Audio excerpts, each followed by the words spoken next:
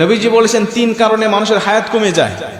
3টা আমল করলে, 3টা বদ আমলে মানুষের হায়াত কমে যায়। দুনিয়ার জমিনে হায়াত কমে যায়, কমতে থাকে, হায়াতও কমে যায়, রিজিকও কমে যায়।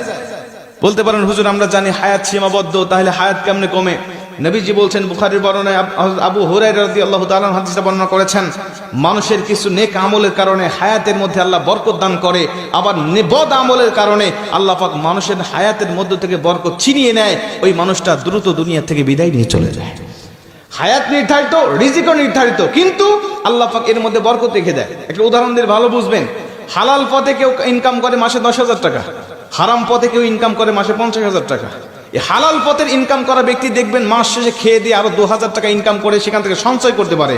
50,000 টাকা যিনি হারাম পথে ইনকাম করে, মাস শেষে তাকে আরো 10,000 টাকা ঋণ করতে হয়। কথা কোন ঠিক কি না? তার মানে হালালের মধ্যে আল্লাহ বরকত রেখে দিয়েছেন, হারামের মধ্যে কোনো বরকত নাই। নবীজি বলছেন হাদিসের মধ্যে, যদি ওই ব্যক্তি আল্লাহ পাকের নাশুকরি করে, আল্লাহ পাকের শুকরিয়া আদায় থেকে মুখ ফিরিয়ে নেয়, তখন আল্লাহ পাক তার হায়াতটাকে সংকীর্ণ করে দেয়, হায়াতের মধ্যে থেকে বরকত আল্লাহ পাক ছিনিয়ে নেয়। এজন্য সব সময় আমরা হায়াতের আল্লাহ পাকের শুকরিয়া আদায় করতে থাকবো ইনশাআল্লাহ। যে পজিশনে রেখেছি আমরা ওই পজিশন থেকে শুকরিয়া করব। 2 নম্বরে নবীজি বলছেন, ওই ব্যক্তির হায়াতটাকে আল্লাহ পাক সংকীর্ণ করে দেয় যেই ব্যক্তি দুনিয়ার জমিনে প্রয়োজনের থেকে অতিরিক্ত খাবার খায়। মানুষের রিজিক কিন্তু নির্ধারিত, আমরা জানি। রিজিক শেষ হয়ে যাবে, আপনার হায়াত ফুরিয়ে যাবে, আপনি দুনিয়া থেকে বিদায় নিয়ে চলে যাবেন। একটা দানা যখন আপনার জন্য আর পৃথিবীর এই প্রান্ত থেকে ও প্রান্ত ফেরেশতারা খুঁজে পাবেন না, আপনার রিজিকের ব্যবস্থা হবে না, সেদিন মালাকুল মউত আপনার কাছে উপস্থিত হয়ে যাবে। খাবার খাবেন, হিসাব করে খাবেন।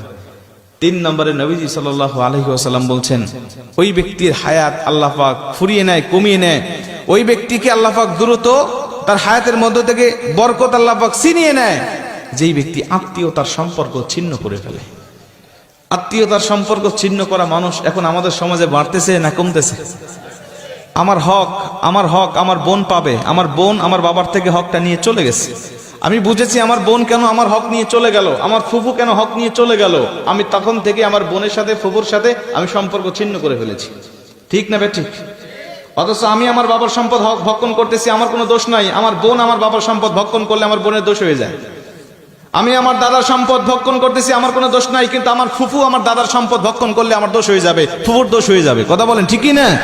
এই সম্পত্তির জের ধরে আজকে অধিকাংশ আত্মীয়দের সাথে আমাদের সম্পর্ক ছিন্ন হয়ে গেছে। আজকে আমাদের সম্পর্ক ভালো নাই। অথচ নবীজি বলছে, যেই ব্যক্তি আত্মীয়তার সম্পর্ক ছিন্ন করে, ওই ব্যক্তির জন্য জান্নাত একেবারে হারাম করে দেওয়া হয়েছে।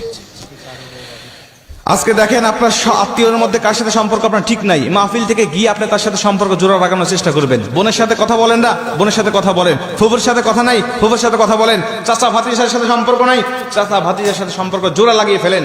কসম করে বলছি, নবীজি বলছে, যারা আত্মীয়তার সম্পর্ককে রক্ষা করে, জোড়া লাগায়, আমি নবী আর ওই বান্দা একই জান্নাতে থাকবো।